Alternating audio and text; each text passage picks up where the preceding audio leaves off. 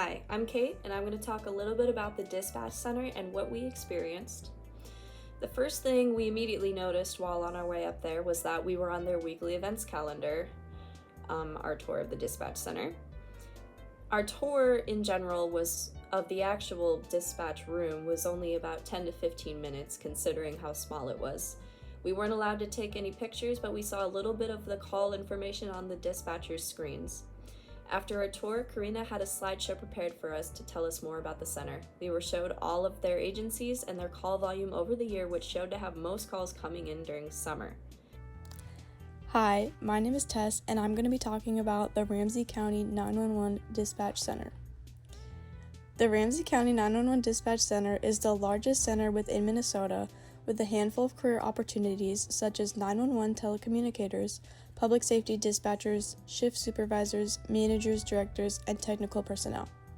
The role of a telecommunicator is to answer emergency and non-emergency calls from the public and to also gather and document caller information. At the Ramsey County Dispatch Office, they work to improve service deliveries to people who are in need of help in the community. Our group met with Brenda Abla at the St. Paul Dispatch Center to gain a better understanding of the everyday process within the dispatch center. One fun fact I found interesting during my research was that the famous weepy-voiced killer, aka Paul Michael Stefani, who murdered 3 women and attempted to murder 2 more, was known for his calls to the Ramsey County Dispatch Center after committing his murders. Here's one of the recordings from his call. Don't talk, just listen. I'm sorry what I did to Compton. I couldn't help it. Don't know why I had to stab her. I am so upset about it. I keep getting drunk every night. I can't believe it. It seems like a big dream. I can't think of being locked up. If I get locked up, I'll kill myself. I'd rather kill myself than get locked up. I'll try not to kill anybody else. One of the topics I was really interested in was what a normal day looks like for emergency dispatchers. I got some similar responses from both sites, which was that as a dispatcher, it's really unpredictable, but an average day is generally less exciting than the media portrays with extreme calls. While yes, those types of chilling calls do occasionally occur, most of the calls picked up are for general service needs. Here's how Karina answered this question. Honestly, it varies from day to day. Really just depends on what kind of calls we get. So during normal shift, dispatchers are responsible for answering the radio. So officers will call out what patrols they're doing, different buildings, different perimeters around campus. They'll call that out. So it's dispatcher's job to log that in our dispatch program.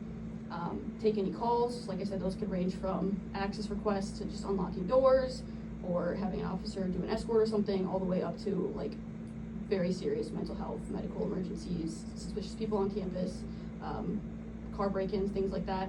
So a typical day, it's really just dispatch, monitoring the phones, monitoring the radios, logging calls, and as far as what those calls are, those really just depend on what we did during that day.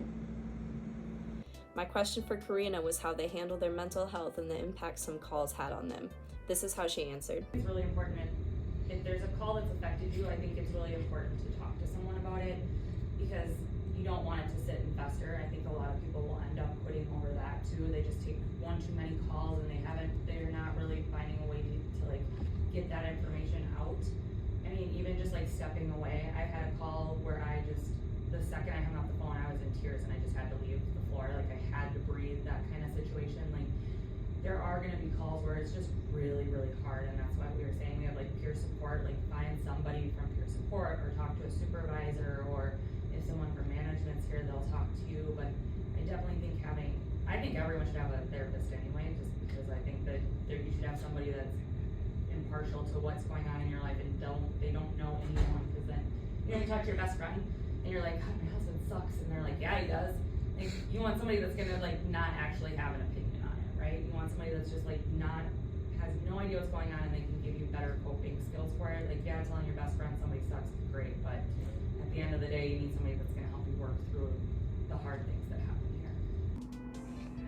So one of the topics not mentioned specifically in the meeting, but still relating to the topic, is the Appropriate Response Initiative, ARI, a new way to respond to 911 calls. This is an intervention point between emergency communication centers and public wellness systems such as social services and public health to address those in need in the proper manner. The long-term outcomes of this plan is to improve wellness of the community, specifically in Black and American Indian people who are engaged with the justice system, to lessen the rate that they are incarcerated, and to lessen the time that they are financially obligated to the justice system. So in an original call structure, an incoming 911 call immediately goes to a dispatcher who gets all the information they need, and they send out a response such as law enforcement, fire, or emergency medical services. In the new call structure, when a 911 call comes into the center, a telecommunicator receives the call, gets all the information that they need, and might send out a traditional response, so law enforcement, fire, or they can also send it over to an embedded social worker in the center. They provide support with additional questions for the caller for mental and chemical health calls. After this, they can send out either a mental health crisis response or a public health response. Our contact said that 300 to 400 calls per month go to these embedded social workers and the crisis response team. So other methods to make sure that each call gets the proper response include one, Call for All, which is a domestic violence program for victims who can be connected to an advocate who guides them through available resources outside of the dispatch center. Another one is text options. This is important for people with a speech impairment or who are hard of hearing. This is also important in domestic violence, human trafficking, or home invasions. There's also the Translate Through Language line. An interpreter connects to the call with the call and the telecommunicator to help them communicate. And then last, ASAP to PSAP, alarm systems that send emergency messages straight to the emergency communication center.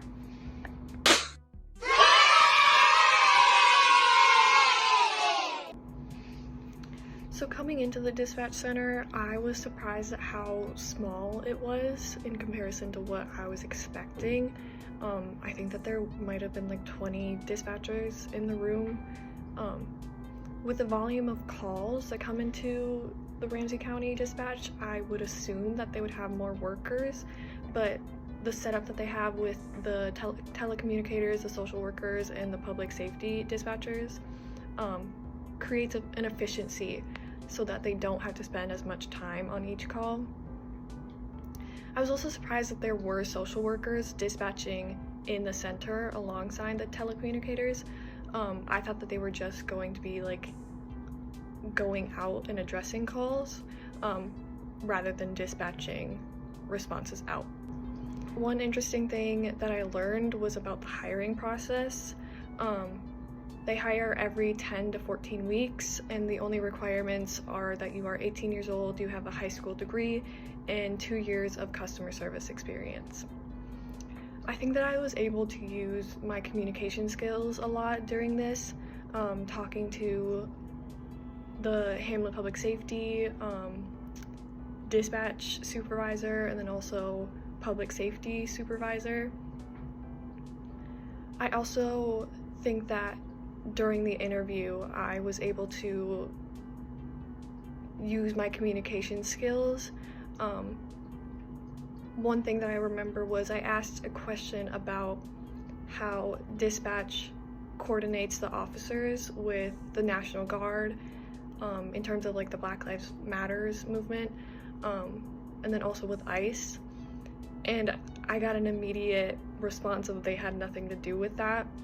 And so I think clarifying what I meant by the question of like, how do they make sure that officers are in the right spaces when they need to be? And they just said that the officers do what they want to do, which I was surprised at.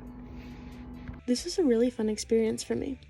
Being able to go directly to the dispatch center and learning about what this type of job is like while being there in person to actually see what it's like instead of just sitting in a classroom and talking about it was so cool, and I'm really glad I had this opportunity. I definitely needed to use my communication skills for this project. Clearly talking with both my group members and the staff at Ramsey County and Hamlet Public Safety was a must if we wanted things to work out properly. I also needed to learn better group work skills, as I usually don't work with multiple other people when it comes to schoolwork.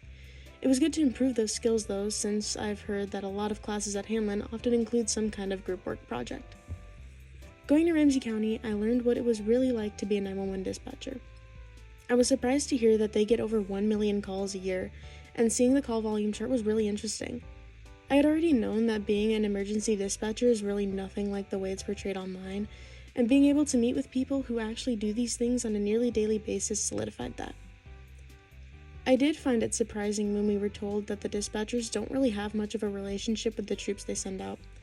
When Jenna Brixan said that sometimes dispatchers will send a specific squad to an emergency, but a different one will just decide to take that call instead without checking in with the dispatchers was shocking to me. The tour of the dispatch center was also really jarring. I had an idea that it would look like some sort of office cubicle, but it was absolutely nothing like what I had visualized in my mind. The place looked like some kind of alien spacecraft, which was super cool to walk into. I thought that Ramsey County's community engagements with 911 Community Voices and Call for All are really beneficial, and I enjoyed hearing about them.